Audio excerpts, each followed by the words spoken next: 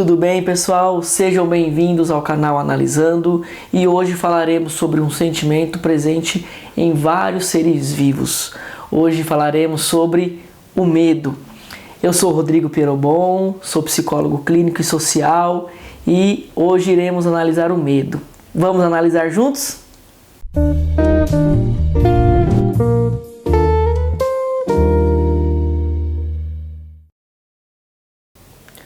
Tudo jóia, pessoal? Vamos falar um pouquinho então sobre o medo. Mais uma vez, bem-vindos ao canal Analisando. Não se esqueçam de se inscrever no canal, de compartilhar o vídeo e disseminar essa mensagem aí para outras pessoas que vocês conhecem e gostam. Inicialmente aí vamos falar que o medo, ele não é exclusivo do ser humano. Não são apenas homens e mulheres e crianças, que sentem o medo. O medo ele está presente também em outros animais.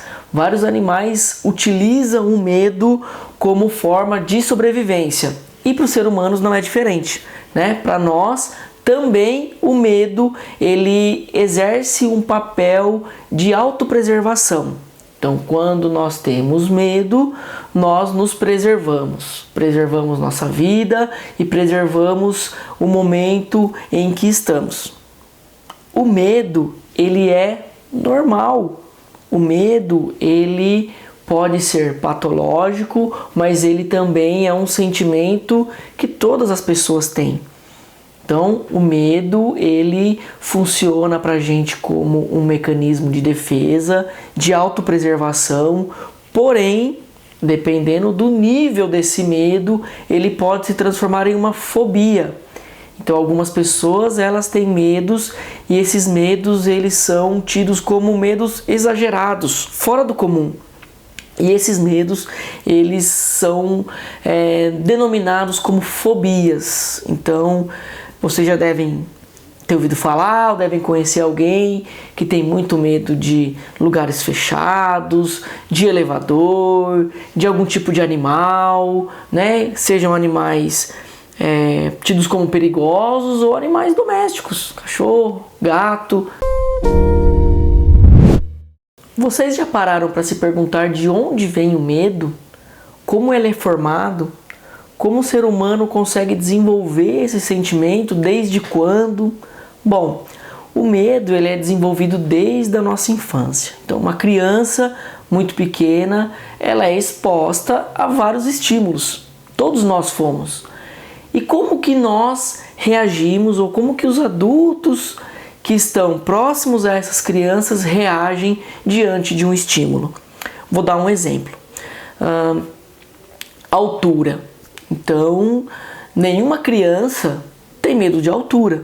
As crianças, elas são exploradoras, elas gostam de ambientes novos, elas gostam de novos desafios e elas gostam de sentir aquele ambiente novo e ir desenvolvendo novas aquisições durante a sua vida. Porém, muitos adultos, quando uma criança está subindo uma escada, ou está próximo de um beiral, ou está em alguma situação de risco, e isso não é uma coisa ruim que o adulto faz, o adulto ele fala com a criança. Então ele coloca alguns limites, ele fala: você vai cair, você vai se machucar, você não pode subir aí, desce daí. E aí assim, existem outros tipos de falas também prejudiciais para as crianças. Por exemplo, se você não fizer tal coisa, já ouviram isso? O homem do saco vai te levar. Se vocês não fizerem tal coisa, eu vou chamar não sei quem para poder te dar um castigo, ou eu vou te bater, com ameaças e situações desse tipo. E isso faz com que as crianças desenvolvam um sentimento de medo. Então eu não vou fazer isso porque aquele estímulo aversivo ele vai estar presente ali e eu não gosto daquilo, então eu não vou fazer. E a criança vai começando a ficar com medo. Então não sobe mais em altura, não passa a mão mais em um cachorro, não explora um ambiente novo, não come determinados tipos de comida, tudo por uma questão de imposição dos adultos, né? Desse medo que os adultos vão depositando na criança. Isso, para nós que somos adultos hoje, sabemos que muitas coisas são boas para o nosso desenvolvimento. Então, por que nós não saímos com o nosso carro, com a nossa moto a 200 por hora em uma rodovia? Porque sabemos que se a gente fizer isso, a gente pode bater o carro, a gente pode capotar o carro, a gente pode morrer, várias outras coisas, que o carro pode quebrar, que pode acontecer muitas coisas. Então a gente não faz por medo, por um instinto assim de autopreservação. Nossa. E as crianças, elas também têm que ir adquirindo esse instinto de autopreservação. Então, o medo, ele é colocado pra gente externamente, né? Então, algum fato externo, alguma outra pessoa que nos fala algo e a gente começa a desenvolver o medo, né, sobre aquela determinada situação. Eu queria dar para vocês um exemplo muito recente. Estamos passando pela pandemia do coronavírus. E a pandemia do coronavírus, ela está sendo altamente divulgada, difundida nos meios de comunicação, nas televisões, jornais, redes sociais, umas pessoas falando com as outras, e isso vai desenvolvendo um medo coletivo. Então as pessoas, elas têm medo de sair sem máscara para não pegar o vírus, elas têm medo de dar a mão, elas têm medo de ter contato, elas têm medo de ficar em aglomerações, tudo por conta desse medo, né, de pegar o vírus.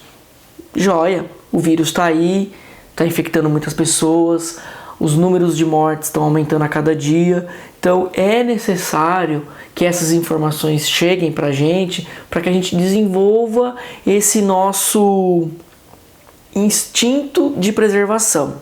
Isso é importante, isso nos mantém vivos. Se nós não tivéssemos informação nenhuma sobre o coronavírus, sobre os meios de infecção, nós estaríamos tendo uma vida normal, sem medo, e estaríamos, a nossa grande maioria hoje, infectados e muitos mortos.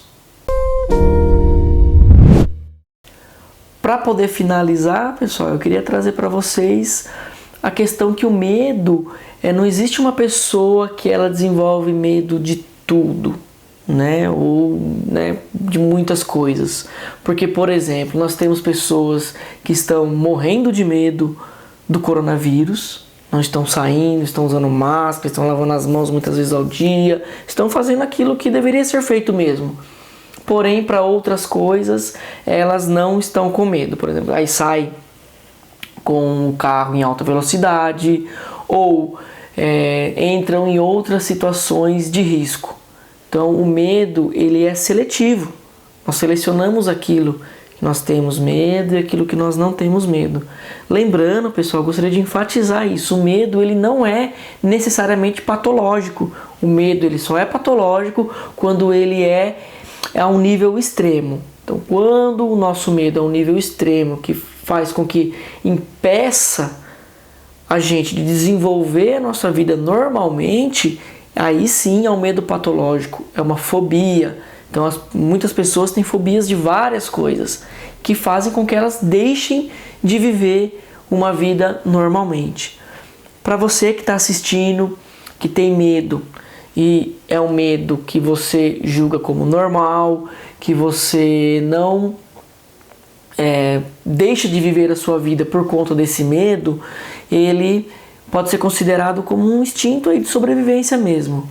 Agora, você que está nos assistindo e percebe que o seu medo deixa você numa situação em que você não consegue viver, em que você não consegue desenvolver sua vida, ter os seus contatos, ter uma liberdade, fazer aquilo que você gosta, é hora de procurar ajuda. Procure terapia. Procure a origem do seu medo. De onde ele vem? Por que ele existe? Qual é a função desse sintoma na sua vida? E com certeza você terá uma qualidade de vida muito melhor. Então, se inscreva no canal, curta aí o vídeo, compartilhe e na próxima semana mais uma análise sobre algum outro contexto. Valeu, pessoal!